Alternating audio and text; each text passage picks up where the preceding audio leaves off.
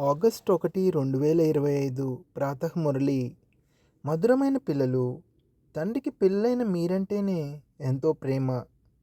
తండ్రి మిమ్మల్ని తీర్చిదిద్దేందుకే శ్రీమతాన్ని ఇస్తారు. సదా ఈశ్వరీయ మతంపై నడుస్తూ స్వయాన్ని పవిత్రంగా తయారు చేసుకోండి. ప్రశ్న: విశ్వంలో శాంతి స్థాపన ఎప్పుడు మరియు ఏ విధి ద్వారా జరుగుతుంది? జవాబు: మీకు తెలుసు, విశ్వంలో శాంతి అయితే మహాభారత యుద్ధం తర్వాతనే స్థాపన అవుతుంది. కానీ దాని కొరకు మీరు ముందు నుండే తయారుగా ఉండాలి. మీ కర్మాతీత అవస్థను తయారు చేసుకునేందుకు కృషి చేయాలి. సృష్టి యొక్క ఆది మధ్యాంతాల జ్ఞానాన్ని స్మరణ చేస్తూ తండ్రి స్మృతి ద్వారా సంపూర్ణ పావనంగా తయారవ్వాలి. అప్పుడు ఈ సృష్టి పరివర్తన జరుగుతుంది.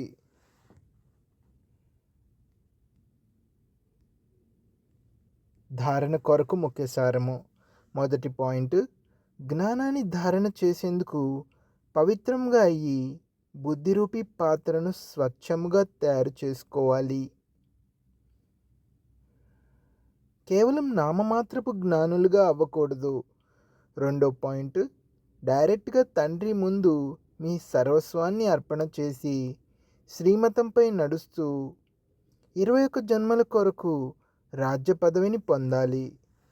వరదానము: ప్రతి శక్తిని కార్యంలో వినియోగిస్తూ వాటిని వృద్ధి చేసే శ్రేష్టమైన ధనవంతులుగా మరియు వివేకవంతులుగా కండి.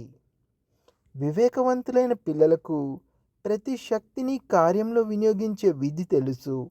ఎవరు ఎంతగా శక్తులను కార్యంలో వినియోగిస్తారో అంతగా వారి ఆ శక్తులు వృద్ధి చెందుతూ ఉంటాయి.